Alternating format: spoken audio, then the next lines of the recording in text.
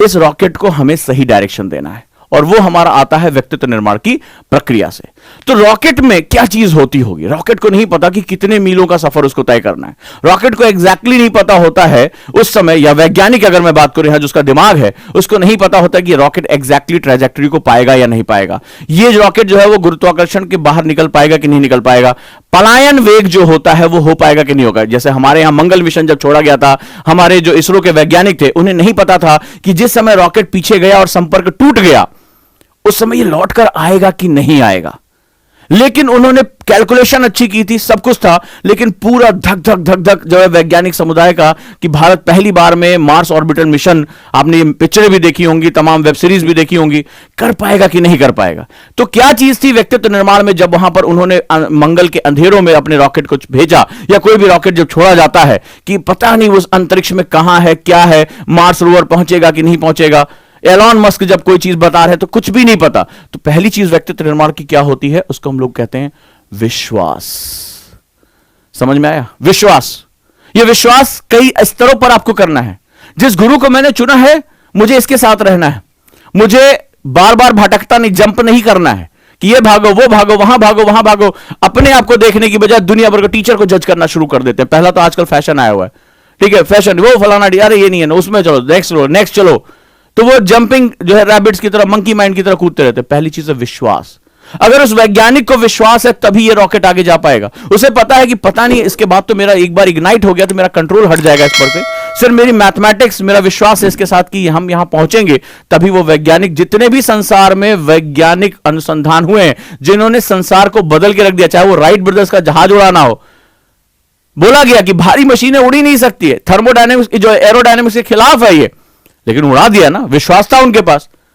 जब हमारा जब मंगलयान जो है वो पीछे की तरफ गया और संपर्क टूट गया, हमें नहीं पता था कि दोबारा हमारा संपर्क जुड़ेगा कि नहीं जुड़ेगा, लेकिन विश्वास था। तो जो व्यक्तित्व निर्माण की पहली चीज होती है उसको विश्वास यानी फेथ कहते हैं। फेथ की मैं ये लंबी यात्रा पूरी करूंगा, फेथ की मैं आने वाले हर चुनौती को मैं बर्दाश्त करूंगा, ये होता है हमारा फेथ, राइट। तो हमारा अगला सेगमेंट है वो होता है विश्वास। तो जब भी आप शुरुआत करें तो आप विश्वास करें ये एग्जाम मेरा है, ये एग्जाम मेरा है, मैं इस एग्जाम के लिए बना हूं और मुझे इस एग्जाम को क्रैक करना। तभी मैंने कहा कि आईएएस हो ये सोचकर पढ़ाई करो, राइट। आईएएस हो ये सोचकर पढ़ाई करो और यहीं से अपने आप के अंदर विश्वास पैदा करो। तुम जो जिस तरह का आईएएस बनना चाहते हो, जिस तरह का, और सिर्फ कलेक्टर ही क्यों, तुम सचिव के बारे में सोचो, तुम जो है वो आप सेक्रेटरी के बारे में सोचो, तुम कैबिनेट सेक्रेटरी के बारे में सोचो कि मैं वहां पर कैसा हूंगा। अंदाजा लगाओ कि प्रधानमंत्री के बगल में तुम बैठे हो, एक हाई प्रोफाइल मीटिंग चल रही है और तुम्हें इनवाइट किया जा रहा है क्योंकि एक बहुत बड़ी समस्या का समाधान देने जा रहे हो। आपने नोटिस किया था जब हमारे सीडीएस शहीद हुए विपिन रावत जी, तो जो है कैबिनेट कमेटी की जो मीटिंग हुई उसमें आपने देखा प्रधानमंत्री के साथ अजीत डोवाल साहब बैठे थे। एक ऐसा आईपीएस ऑफिसर बनने की कल्पना करो कि प्रधानमंत्री उस ऐसी मीटिंग में जहां की बातें बाहर नहीं आ सकती, उस मीटिंग में भारत के सम्मुख आने वाली जो चुनौतियां हैं उसके समाधान के लिए तुम्हें बुलाया जा रहा है।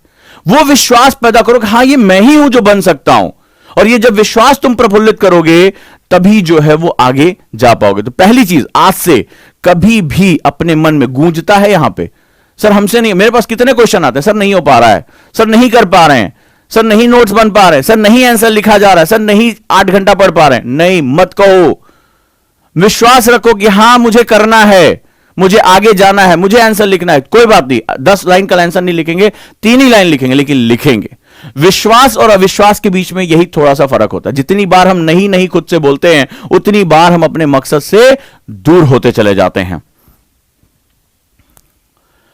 सेकंड, एडमिनिस्ट्रेटिव व्यक्तित्व के लिए 3 चीजों का होना जरूरी है, जिसमें 2 के बारे में तो आप अच्छी तरह जानते हैं। एक होता है आईक्यू, इंटेलिजेंट क्वेश्चन। दुनिया भर के तमाम यूनिवर्सिटीज में वैज्ञानिकों के लिए इसकी बड़ी आवश्यकता पड़ती है, लेकिन एक्चुअली में आईएएस के लिए इसकी बहुत ज्यादा मतलब हायर लेवल ऑफ थॉट्स नहीं चाहिए होते हैं। अगर ऐसा होता तो यूनिवर्सिटी के सारे टॉपर, गोल्ड मेडलिस्ट, सारे आईआईटीएन आईएएस बन जाते। ऐसा नहीं होता है।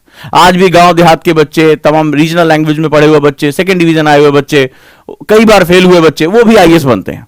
तो इसका मतलब है अगर आपके दिमाग में ये चीज है कि बहुत हाई लेवल ऑफ आईक्यू मुझे चाहिए तब मैं आईएएस बनूंगा, तो ये एग्जाम थोड़ा उससे अलग है।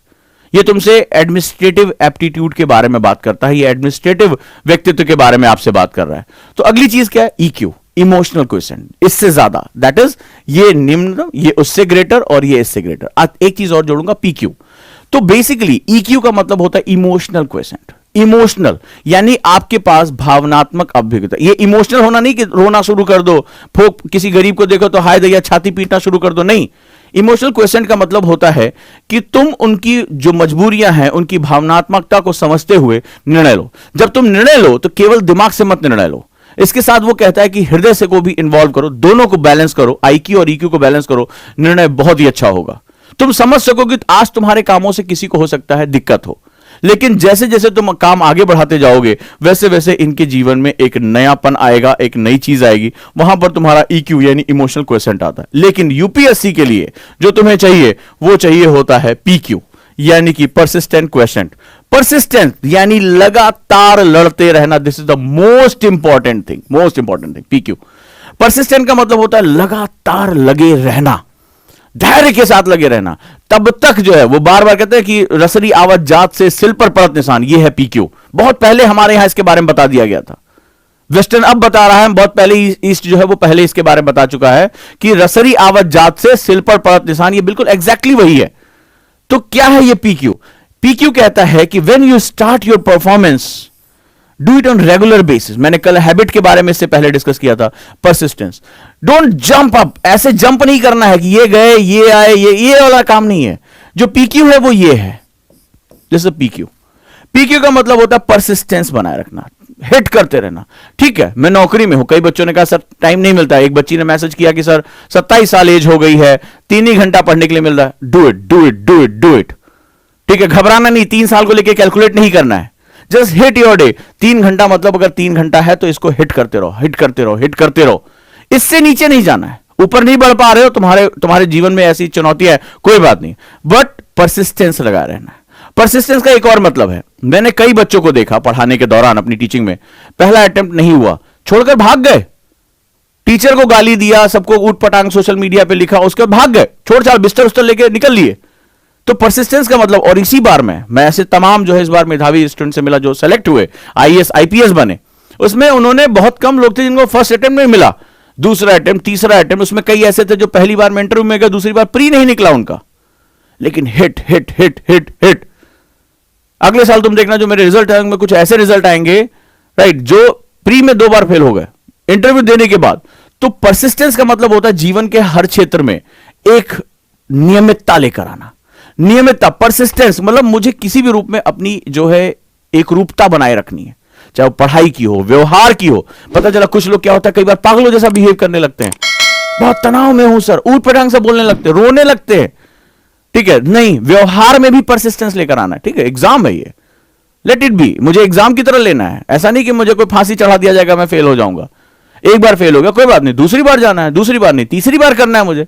अगर मेरे पास अटेम्प्ट ऊर्जा है, मेरा ये सपना है, मुझे पता है कि मैं इस एग्जाम के बाहर परिवर्तन लेकर आ सकता हूं, तो मुझे ये चीज करनी है। क्लियर? नेक्स्ट वन, तो अब आप इस पे फोकस करिए, परसिस्टेंस अपनी पढ़ाई में, अपने व्यवहार में, अपनी मानसिक दशाओं में, अपनी पॉजिटिविटी में, इन सब में परसिस्टेंस चाहिए आपको। ठीक है, अगर आप नियमितता लेकर आ पाते हैं तो आपके लिए बहुत आसान हो जाएगा। नेक्स्ट, थर्ड, पर्सनालिटी डेवलपमेंट के लिए develop attitude and aptitude. UPSC में दोनों चीजें चाहिए। कई बार कहा जाता है कि पॉजिटिव एटीट्यूड रखिए, पॉजिटिव एप्टीट्यूड क्यों नहीं, ये बड़ा इंपॉर्टेंट है। क्यों? अब यहां पर हम जरा बात कर लेते हैं कि आखिर इसमें जो है सेगमेंट क्यों आखिर ऐसा हो रहा है, ये समझ लीजिए। एटीट्यूड यानी अभिव्यक्ति। अभिव्यक्ति की अगर बात करें तो अभिव्यक्ति का मतलब होता है कि आप जो ये चैलेंजेस डेली डेली आ रहे हैं उसको किस रूप में देख रहे हैं, किस तरह से आप आज आगे लेकर जा रहे हैं। आपके सामने जो चैलेंजेस है, मुझे मान लीजिए मेरा आंसर अच्छा नहीं लिखा जाता, तो एक होता है सर मेरा आंसर बार बार नहीं लिखा जाता, सर मैं नहीं लिख पा रहा हूं, सर मैं क्यों लिखूं, मैं अच्छा आंसर नहीं। और दूसरा तरीका होता है कि मुझे आज कम से कम इंट्रोडक्शन ही अच्छा करना है, कोई बात नहीं पूरा आंसर मुझसे अच्छा नहीं लिखा, मेरे पास फैक्ट्स अच्छे नहीं है, लेकिन 3 लाइनें 4 लाइनें मुझे अच्छी लिखनी है। चलो अभी हम इस महीने इसी पे काम करते हैं, मैं कोई जल्दबाजी में नहीं, तो मैं अपने जो मेरे सामने प्रॉब्लम्स आ रही है, एटीट्यूड क्या काम करता है, जो मेरे सामने प्रॉब्लम्स आ रही हैं मैं इसको चैलेंजेस रूप में कहना शुरू कर देता हूं कि ये मेरे चैलेंजेस हैं, प्रॉब्लम्स नहीं है बेसिकली। और इन चैलेंजेस को मैं माइक्रो लेवल में तोड़ने की क्षमता जानता हूं, यानी छोटे छोटे सूक्ष्म स्तर पे मैं इसको तोड़ दूंगा। कि प्रॉब्लम बड़ी, मान लो जो मेरे पास मुझे 150 वर्ड का आंसर मुझसे नहीं लिखा, बहुत से बच्चों ने, कल भी एक क्वेश्चन आया मेरे पास कि समझ में नहीं आ रहा है कि आंसर की शुरुआत कहां से करें। तो जब समझ में आया तो शुरुआत नहीं तो उसको छोटे स्तर पे तोड़ दो कि मुझे आंसर ही क्यों लिखना है, मुझे सिर्फ प्रसंग लिखना है, मुझे सिर्फ इंट्रोडक्शन लिखना है। तो किसी भी चीज का केवल इंट्रोडक्शन लिखना है। तो हमें एक आंसर में पता होता है कि हमारे मिनिमम 3 पार्ट होते हैं, इंट्रोडक्शन, उसकी बॉडी यानी एक्सप्लेनेशन, और कंक्लूजन यानी उपसंहार। तो क्यों ना मैं केवल फोकस करूं इंट्रोडक्शन में, सिर्फ 4 लाइन नहीं लिखना, 4 लाइन खाली लिखना है, बाहर में गया इसके मुझे मतलब ही नहीं है। एक बार मैं इंट्रोडक्शन पे कमांड कर लूं, फिर मैं आ जाऊंगा बॉडी पे कि थोड़ा चलो इसकी एक्सप्लेनेशन पे 8 लाइन और लिख लेते हैं, फिर कंक्लूजन पे आ जाएंगे। तो आप जब प्रॉब्लम्स को चैलेंजेस में कन्वर्ट कर देते हो और चैलेंजेस को छोटे छोटे हिस्सों में तोड़ देते हो, तब आपका विजय की यात्रा शुरू हो जाए। अब आप उस पर आसानी से विजय पालोगे। और जब उसको आप बहुत बड़ा करके देखते हो, तब कभी भी आप उसमें अच्छा नहीं कर पाते हो। यही सिंपल सा फंडा होता है।